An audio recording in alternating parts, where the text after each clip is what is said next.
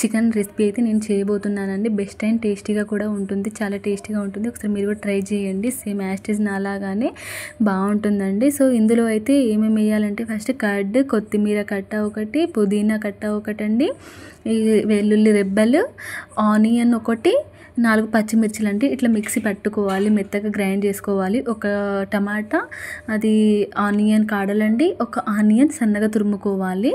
So ఇవన్నీ అయితే cut చేసి నేను పక్కన పెట్టుకున్నాను. చికెన్ వాష్ చేశానండి. ఒక 3-4 టైమ్స్ అయితే నేను వాష్ చేసి క్లీన్ చేసి పక్కన పెట్టుకున్నాను. గ్యాస్ మీద అయితే కడాయి కూడా పెట్టేశానండి.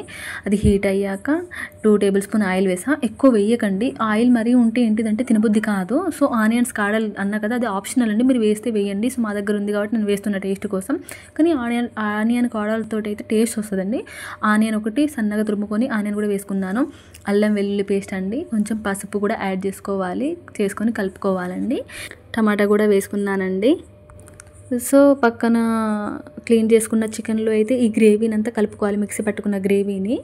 ఎందుకంటే చికెన్ ముందే వేసి ఆ తర్వాత వేయకూడదండి, అట్లా టేస్ట్ ఉండదు. సో చికెన్లోనే ఈ గ్రేవీని అంతా యాడ్ చేసుకొని కలుపుకొని పెట్టుకోవాలి. నాకు వచ్చినంతలో అయితే నేను అన్ని వంటలు అయితే పెడతానండి.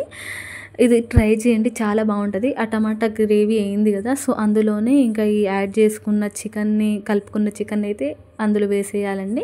వేసేసి ఒక 20-30 మినిట్స్ లోపు ఉడికించండి.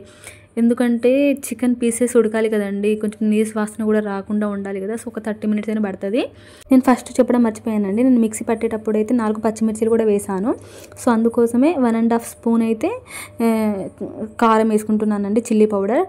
ఎందుకంటే మరీ ఎక్కువ కారం ఉంటే కూడా తినబుద్ధి కాదు. సో అందుకని మీరు ఎక్కువ తింటే వేసుకోవచ్చు అండి, అది మీ ఇష్టం. మేము ఇంతే తింటాం కాబట్టి నేనైతే కారం తగినట్టు వేసా. అందులోనే బిర్యానీ మసాలా ఒకటి, చికెన్ మసాలా ఒకటి యాడ్ చేసుకున్నా అండి. ఇట్లా గ్రేవీ మొత్తం పోవాలండి, మనం అంతా ఉడికించాలి గ్రేవీ పోయేదాకా.